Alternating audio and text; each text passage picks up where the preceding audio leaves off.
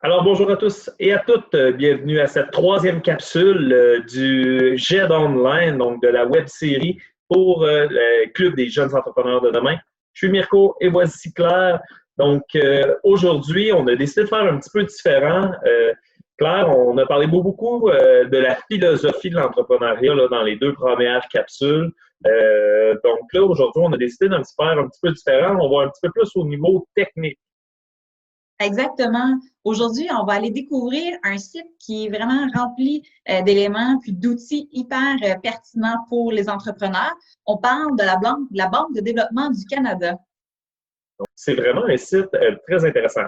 Tout d'abord parce que c'est une banque, donc ça veut dire qu'il y a possibilité d'obtenir du financement là, de la BDC pour les entreprises qui sont en démarrage. C'est une banque aussi qui met aussi beaucoup l'emphase sur les petites et les moyennes entreprises. Donc, normalement, quand tu es en start-up, quand tu débutes une entreprise, tu es en démarrage, ben, tu es une petite entreprise, voire même une micro-entreprise.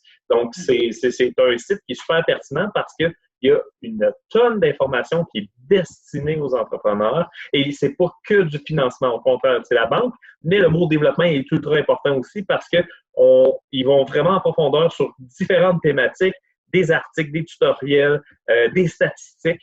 Donc, c'est vraiment intéressant. Puis aujourd'hui, on veut vous le faire découvrir.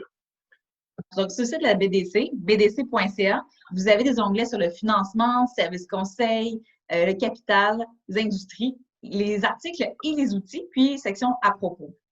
Pendant la visite guidée, je me suis surtout arrêtée à la section articles et outils parce qu'il y a vraiment une panoplie d'outils ou encore d'articles, de webinaires qui sont ultra pertinents pour les entrepreneurs. Je prends par exemple la premier élément que vous voyez ici dans l'encadré, démarrer ou acheter une entreprise. Donc, j'ai vraiment pris le temps d'approfondir cette section-là de façon à présenter les divers outils qui sont présentés. Et ce que j'aime par-dessus tout, c'est qu'on y va vraiment une étape à la fois pour accompagner les entrepreneurs dans leur démarche de démarrage d'entreprise, entre autres. C'est ça, super pertinent. Ce qui est intéressant, c'est évidemment, nous, on va mettre l'emphase un petit peu plus là, sur le démarrage d'entreprise, étant donné que c'est la thématique. On y va progressivement là, avec nos jeunes. Mais évidemment, là, pour les gens qui sont un petit peu plus en avance ou que l'entreprise est déjà démarrée, qui souhaitent explorer différentes informations, les autres onglets sont ultra pertinents également, là, puis vont vous apporter énormément d'informations.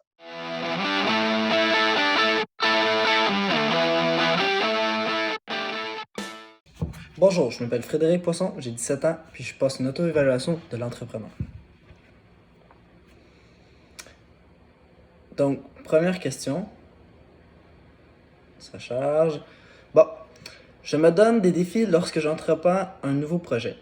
Ouais, je suis plutôt en accord. En réalité, je vais essayer de vous expliquer un peu. J'ai comme 4 choix que je peux choisir. J'ai 1, totalement en désaccord, 2, plutôt en désaccord, 3, plutôt en accord et 4, totalement en accord. Sur celle-là, j'ai pris 3 plutôt en accord parce que j'aime ça me donner des défis pour rendre le projet un petit peu plus le fun, on pourrait dire. Parce que sinon, si on n'a pas de défi, il n'y a rien de le fun, puis c'est juste un travail normal. Fait que je pense que oui, je me donne des défis. Je n'ai pas de difficulté à travailler pour quelqu'un d'autre. Ça, je vais être totalement en désaccord parce que j'aime pas ça avoir un boss, j'aime pas ça avoir quelqu'un qui regarde au-dessus de moi ce que je fais puis qui me corrige.